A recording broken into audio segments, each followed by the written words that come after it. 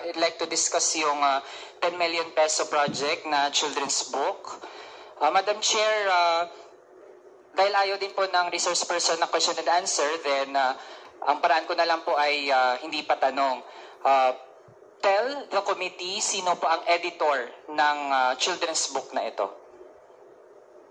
Madam Vice President.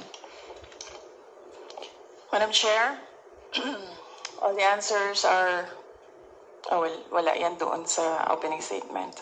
I will forgo the opportunity to defend the Office of the Vice President 2025 budget proposal by question and answer. And I will leave it to the House of Representatives to decide on the proposal as presented. The name of the auditor of the children's book.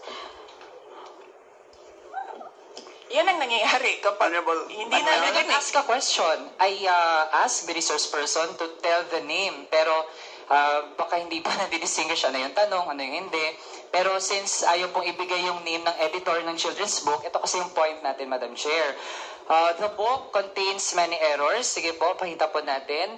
Kasama po dyan dahon ng banahaw. Wala naman pong dahon ng banahaw. Baka anahaw po yung tintukoy. Yung word na sila, dapat po sina. Tapos yung walang awa, dapat nga may hyphen po yan. Tapos, Madam Chair, nakalagay din yung pugad daw ng kwago ay nakapatong sa sanga. Madam Chair, sabi ng mga eksperto, ang owl's nest, hindi po ay nakapatong sa sanga. Nasa either butas po yan ng mga puno or nasa ilalim ng lupa.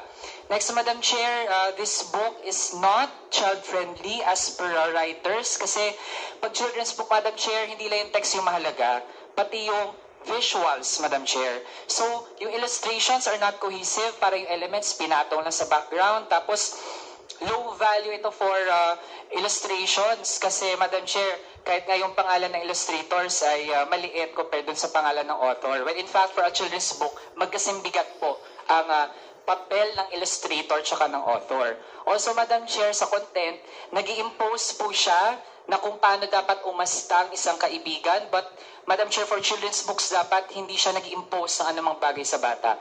It should be fun. Masaya lang dapat yung bata na binabasa yung libro. So, Madam Chair, this book na pinopropose na pondohan, and actually, ang topic na nga natin, 2025 budget, gusto ng resource person, we limit to the 2025 budget, pero hindi pa rin sinasagot. But this book, Madam Chair, will just contribute to the worsening of the learning crisis. Hindi po siya actually ay makabata. Kaya, Madam Chair, before I end sa second round, kasi kanina meron din pong ad hominem sa atin, meron pang disinformation about this representation. Madam Chair, kung okay lang naman yung mga libro at kung totoo pa kayo sinasabi about me, I would even suggest sa OVP, dagdagan yung budget, baka makalimang libro pa ang Vice Presidente. Pwede pa kami special edition tungkol sa kwento ng buhay ko. Pero given, Madam Chair, na hindi din talaga pumapasa sa standards ng pagsusulat ng libro.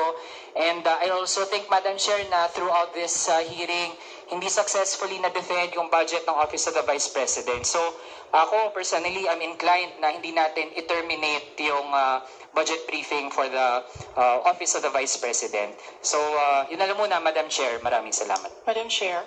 Yes, Madam Vice President. Yes. The name of the editor of the book is Raul Manuel. It's a joke, ma'am. You strike it out of the record if you want.